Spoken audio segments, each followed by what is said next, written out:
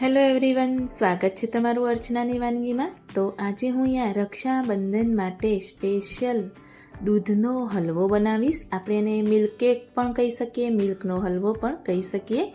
તો એકદમ પરફેક્ટ માપ સાથે અને એકદમ દાણેદાર બની અને તૈયાર થાય એવી પરફેક્ટ રીત સાથે હું આજે તમને બનાવીને બતાવીશ।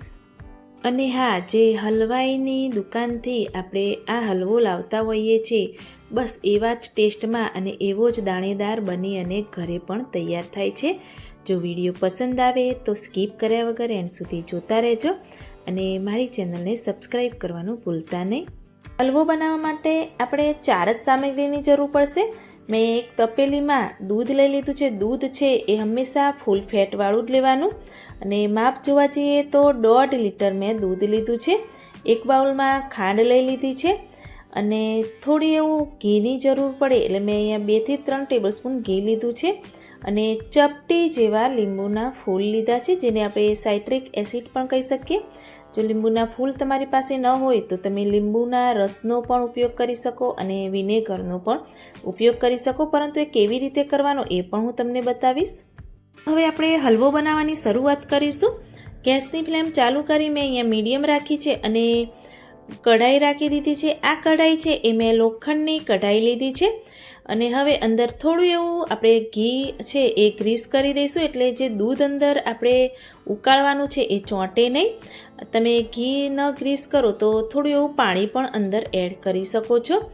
તો જ્યારે પણ તમે હલવો બનાવો અને જો તમારી પાસે લોખંડની કઢાઈ હોય તો તમે લોખંડની કઢાઈનો જ ઉપયોગ કરજો। એમાં જે દૂધ આપણું ઉકળશે એ જરાય પણ નીચે ચોંટતું નથી। અને જો ન હોય તો એકદમ જાડા તળિયાવાળી કઢાઈ હોય એનો પણ તમે ઉપયોગ કરી શકો છો। તો હવે આપણે કઢાઈમાં દૂધ લઈ લીધું છે, તો હવે ગેસની ફ્લેમ છે એકદમ ફૂલ કરી દઈશું અને આ રીતે ચમચાની મદદથી સતત એવું આપણે હલાવતા રહીશું। ગેસની ફ્લેમ ફૂલ કરી છે અને દૂધ થોડું ગરમ થાય, ઉકળવાની શરૂઆત થાય ત્યાં સુધી આપણે એને સતત એવું હલાવતા રહેવાનું છે, એટલે નીચે ચોંટે નહીં। અને આ દૂધ ત્યાં સુધી ઉકળવા દેવાનું છે જ્યાં સુધી દૂધ છે એ અડધું ન થઈ જાય। એટલે ફૂલ ગેસની ફ્લેમ રાખશો એટલે ઝટપટ એવું દૂધ ઉકળી અને તૈયાર થશે। મેં આગળ પણ તમને કહ્યું અને અત્યારે પણ કહું છું કે જ્યારે પણ તમે દૂધનો ઉપયોગ કરો ત્યારે ગરમ કર્યા વગરનું ફૂલ ફેટવાળું દૂધ તમારે લેવાનું, એનાથી હલવો છે એકદમ સરસ એવો બને છે। તમે જોઈ શકો છો કે દૂધ પણ સરસ એવું ઉકળવા લાગ્યું છે અને જો તમારે દૂધ ઉકળવા લાગે અને ગેસની ફ્લેમ ધીમી કરી અને સાઈડમાં બીજું પણ કંઈ કામ કરવું હોય તો તમે કરી શકો છો અને વચ્ચે વચ્ચે દૂધને આ રીતે હલાવી દેવાનું। તો ગેસની ફ્લેમ મેં થોડી એવી ધીમી કરી દીધી છે અને સાઈડમાં બીજું પણ કામ કરતી રહીશ અને આ રીતે હલવો પણ બનાવતી રહીશ, એટલે આપણા 2 કામ એકસાથે થાય। તો આ હલવો છે એ તમે જે પ્રમાણે દૂધ લીધું હોય એ રીતે હલવો બનાવવાનો ટાઈમ લાગે છે। તો મેં અહીંયા આ 1.5 લીટર દૂધ લીધું હતું, તો હલવો બનતા પોણો કલાકથી 1 કલાક જેવો સમય લાગે છે। તો તમે જોઈ શકો છો કે દૂધ પણ સરસ એવું ઉકળે છે। સાઈડમાં જે બધું દૂધ ઉકળીને ચોંટે છે એ બધું આ રીતે ચમચાની મદદથી અંદર લેતું રહેવાનું, એટલે સરસ એવો માવો આપણો બની અને તૈયાર થાય અને હલવો પણ સરસ એવો બને। તો આ રીતે ચમચાથી અંદર લેતું રહેવાનું અને સતત નીચે હલાવતું રહેવાનું।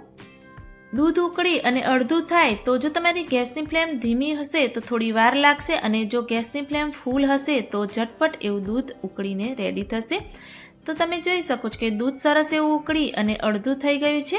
તો હવે આપણે મેઇન ઇન્ગ્રીડિયન્ટ્સ અંદર એડ કરીશું। તો જે લીંબુના ફૂલ એટલે કે સાઇટ્રિક એસિડ એ લીધા હતા, તો એને અંદર આપણે એડ કરીશું। તો આ સમયે ગેસની ફ્લેમ છે થોડી મીડિયમ કરવાની અને આ રીતે એક એક દાણો આપણે આ રીતે બધી જ બાજુ અલગ અલગ જગ્યાએ આ રીતે એડ કરવાનો।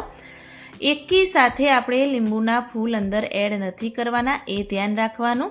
આ રીતે એક એક દાણો બધી જ જગ્યાએ રાખવાનો અને નાખ્યા પછી એને 2 સેકન્ડ માટે આપણે આ રીતે જ ઉકળવા દઈશું। 2 સેકન્ડથી અડધી મિનિટ જેવું આપણે એને એ રીતે રહેવા દેવાનું અને પછી જ આ રીતે હલાવવાનું, એટલે નાના નાના એવા દાણા પડશે। તમને બતાવું કે આ રીતે નાના નાના એવા દાણા થશે। જો તમારે લીંબુના રસનો ઉપયોગ કરવો હોય કે વિનેગરનો ઉપયોગ કરવો હોય તો નાના નાના થોડા એવા ડ્રોપ્સ અંદર એડ કરતા રહેવાનું. એકી સાથે લીંબુનો રસ કે વિનેગર અંદર એડ નહીં કરવાનું, નહીં તો દૂધ બધું જ ફાટી જશે અને પનીર જેવું બની જશે. તો લીંબુના ફૂલ એડ કરી 5 મિનિટ માટે આપણે ઉકળવા દેવાનું અને હવે ખાંડ એડ કરીશું. પરંતુ ખાંડ પણ હું અહીંયા આ રીતે થોડી ખાંડ એડ કરીશ અને મિક્સ કરીશ. એ રીતે 2 થી 3 વાર આપણે આ બધી જ ખાંડ એડ કરીશું. અને મેં ખાંડનું માપ તમને કહું તો મેં અહીંયા 1.5 લીટર દૂધમાં 250 ગ્રામ જેવી જ ખાંડ લીધી છે. તમારે જે રીતેનું મીઠું ગળ્યું જોઈએ એ રીતે તમે થોડી ખાંડનું પ્રમાણ વધારે લઈ શકો છો. તો આ રીતે મિક્સ કરવાનું. ફરીથી થોડી એવી ખાંડ એડ કરીશું. એ રીતે હું બધી જ ખાંડ ધીરે ધીરે કરી અંદર એડ કરી અને મિક્સ કરીશ. તો આ રીતે ગરમ દૂધમાં થોડી ખાંડ એડ કરતું રહેવાનું, એટલે જે દૂધનું ટેમ્પરેચર છે એ ઓછું ન થઈ જાય અને આ રીતે સતત એવું ઉકળતું રહે. અને આપણે આ રીતે ખાંડ એડ કરીશું એટલે કેરેમલ જેવો આપણે કલર લાવવાનો છે હલવાનો એ એવો જ આવશે. તમે જોઈ શકો છો કે દૂધનો કલર છે એ થોડો એવો ચેન્જ થઈ ગયો છે. તો આ રીતે થોડું એવું હલાવતા રહીશું એટલે નીચે ચોંટે નહીં. અને આ રીતેનો કલર થાય અને થોડું એવું થીક થવા લાગે એટલે સતત એવું તમારે હલાવતા રહેવાનું. હું સાઈડમાં રસોઈ પણ કરતી હતી અને આ રીતે હલવો પણ બનાવતી હતી, એટલે મેં કઢાઈને બાજુની સગડી ઉપર રાખી દીધી છે. તો આ રીતે સતત એવું હલાવતા રહેશો એટલે જરાય પણ નીચે ચોંટે નહીં અને એકદમ દાણેદાર બની અને તૈયાર થશે. હું પણ આ હલવો બનાવતી હતી એટલે મને પણ એવું લાગતું હતું કે બહાર હલવાઈ જેવો દાણેદાર હલવો બનશે કે નહીં, પરંતુ એકદમ પરફેક્ટ ટેસ્ટ સાથે અને દાણેદાર સાથે આ હલવો બની અને તૈયાર થયો છે. તો દૂધનો હલવો બનાવવા માટે મેં અહીંયા 2 થી 3 રીત અલગ રીતથી બનાવીને જોયો છે, પરંતુ મને આ રીત વધારે સરળ લાગી. તો સરસ એવું આ રીતે તમે જોઈ શકો છો કે દૂધનો ભાગ છે બધો જ બળી ગયો છે અને દાણેદાર બનવા લાગ્યો છે. તો હવે આ રીતે થોડો એવો ઢીલો હોય એટલે એમાં 1 ટેબલસ્પૂન આપણે ઘી એડ કરી દઈશું. ઘી એડ કરવાથી જે હલવા ઉપર શાઇનિંગ આવતી હોય છે, શાઇનિંગ સરસ એવી આવે છે અને ટેસ્ટ પણ સરસ એવો આવે છે. તો દૂધનો હલવો છે એ મારા હસબન્ડનો ખૂબ જ એવો ફેવરિટ છે અને મેં બનાવ્યો તો એમને ખૂબ જ એવો ભાવ્યો. તો ફ્રેન્ડ્સ, તમને પણ દૂધનો હલવો ભાવે છે કે નહીં એ મને કમેન્ટમાં જરૂરથી બતાવજો. તો હા, ખાસ ધ્યાન રાખવું કે જ્યારે પણ દૂધનો હલવો બની જાય એટલે આ રીતેનો ઢીલો હોય ત્યારે જ તમારે ગેસની ફ્લેમ બંધ કરી દેવાની છે. થોડો એવો ઠંડો થશે એટલે પરફેક્ટ એવો બની અને તૈયાર થાય છે. એટલે થોડો ઢીલો હોય ત્યારે જ આપણે એને ગેસની ફ્લેમ બંધ કરી અને કઢાઈને નીચે લઈ લેવાની. તો મારો આ હલવો છે એ પરફેક્ટ બનીને તૈયાર થઈ ગયો છે. તો હું ગેસની ફ્લેમ બંધ કરી દઈશ અને કઢાઈને નીચે લઈ અને ઠંડુ થવા દઈશ. તો હલવો થોડો એવો ઠંડો થઈ ગયો છે. તમે જોઈ શકો છો કે એકદમ પરફેક્ટ બહાર જેવો દાણેદાર અને સરસ એવી શાઇનિંગ પણ આવે છે અને જોઈને જ મોઢામાં પાણી આવી જાય એવો ટેસ્ટી સરસ એવી સુગંધ પણ આવે છે.